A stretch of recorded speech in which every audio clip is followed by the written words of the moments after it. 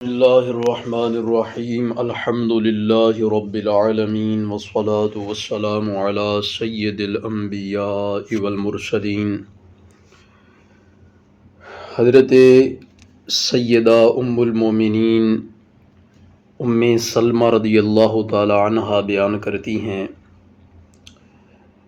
کہ رسول اللہ صلی اللہ تعالی علیہ وآلہ وسلم رات کے وقت بیدار ہوئے اور ارشاد فرمایا لا الہ الا اللہ، کیسی کیسی بلائیں اس رات میں نازل ہو رہی ہیں اور کیا کیا رحمتیں اس کے خزانوں سے اتر رہی ہیں۔ کوئی ہے جو ان حجرے والیوں کو بیدار کر دے؟ پھر ارشاد فرمایا کہ دیکھو بہت سی دنیا میں پہننے اوڑھنے والیاں آخرت میں ننگی ہوں گی۔ امام بخاری رحمۃ اللہ تعالی علیہ اس حدیث پاک کو کتاب اللباس کے اندر لے کر کے آئے، جس میں ہمارے لیے بہت سی باتیں موجود ہیں۔ اللہ رب العزت ہمیں عمل کرنے کی توفیق عطا فرمائے۔ سب سے پہلی بات جو ہمیں معلوم پڑتی ہے وہ یہ کہ رات کے وقت یا جب بھی آپ سوئے ہوں، آپ کی آنکھ کھلے تو رسول اللہ صلی اللہ تعالی علیہ وآلہ وسلم کی سنت یہ ہے کہ آپ کلمہ پڑھیں لا الہ الا اللہ، اور اس پر دیگر اور کئی احادیث موجود ہیں جن میں مختلف کلمات ملتے ہیں کہ جاگنے پر آپ یہ کلمات پڑھیں۔ تو آسان ترین اللہ اکبر، سبحان اللہ، الحمد للہ، لا الہ الا اللہ، تیسرا کلمہ یا چوتھا کلمہ ان کے کلمات یہ آپ پڑھ سکتے ہیں۔ اس کے بعد رسول اللہ صلی اللہ تعالی علیہ وآلہ وسلم نے رات کے متعلق ایسا راز بیان فرمایا کہ جو عقل والوں کے لیے بہت بڑی روشن دلیل ہے۔ حضور علیہ الصلوۃ والسلام نے ارشاد فرمایا کہ کیسی کیسی بلائیں اس رات میں نازل ہو رہی ہیں، اور ساتھ ہی یہ بھی ارشاد فرمایا کہ کیا کیا رحمتیں اس کے خزانوں سے اتر رہی ہیں۔ یعنی رات جو ہے اس کے اندر بلائیں بھی نازل ہوتی ہیں، اور رات کے وقت اللہ رب العزت کی رحمت کے خزانے بھی نازل ہوتے ہیں۔ اب یہ بندے کی اپنی ثواب دید ہے کہ وہ جب نماز عشاء ادا کرے رات کے وقت، پھر سو جائے، اس کے بعد پھر اٹھے، بستر چھوڑے، وضو کرے، مصلی پہ آ کھڑا ہو، رب کی بارگاہ میں عبادت پیش کرے، نماز تہجد ادا کرے، اور رات کے وقت اللہ رب العزت کی رحمتوں کے جو خزانے نازل ہو رہے ہیں ان میں سے جھولیاں بھر بھر کے اپنا حصہ وصول کرے، یا پھر اس کی مرضی ہے کہ وہ رات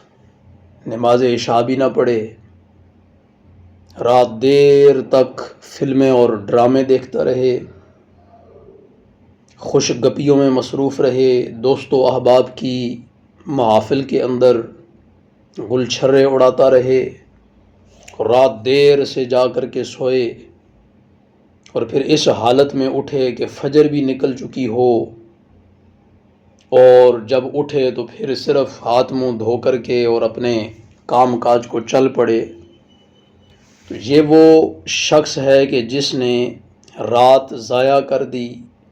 رب کی رحمت کے خزانوں میں سے جو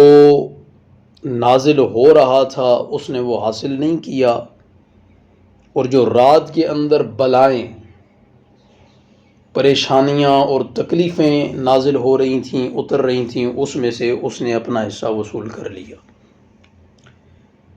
تو اللہ رب العزت ہمیں اپنی راتوں کو بہترین بنانے کی توفیق عطا فرمائے۔ اس موقع پر ذکر کر دوں میاں وارث شاہ رحمت اللہ علیہ کا ایک شعر ہے کہ ایک رات دا جاگنا بہت اوکھا، ایک جاگدا دکھی بیمار راتی، یا راتی چور تے ٹھگ جاگدا، یا جاگدا پہرے دار راتی، یا جاگدا عشق دی رمز والا، یا جاگدا یار دا یار راتی، وارث میاں سب سو جاندے بس جاگدا پروردگار راتی۔ یعنی رات بہت سے لوگ جاگتے ہیں، جو بیمار ہوتا ہے اس کو بھی نیند نہیں آتی، وہ بھی جاگتا ہے، چور جو ہے وہ بھی رات جاگتا ہے، ٹھگ جو ہے وہ بھی رات جاگتا ہے، عشق کی رمز والا بھی رات جاگتا ہے، اور یار کا یار بھی رات جاگتا ہے۔ جاگنے والا جو ہے راتوں کو، وہ اپنے اپنے عمل کے مطابق اس رات سے حصہ لیتا ہے، اور رات میں بلائیں بھی نازل ہو رہی ہیں، اور رات میں رب کی رحمت کے خزانے بھی لٹائے جا رہے ہیں۔ اب ہر بندے نے اپنی اپنی استطاعت کے مطابق حصہ وصول کرنا ہے، چاہے تو وہ ان بلاؤں سے حصہ وصول کر لے، چاہے تو وہ رب کی رحمت کے خزانوں سے حصہ وصول کر لے۔ اور اس کے بعد رسول اللہ صلی اللہ تعالیٰ علیہ وآلہ وسلم نے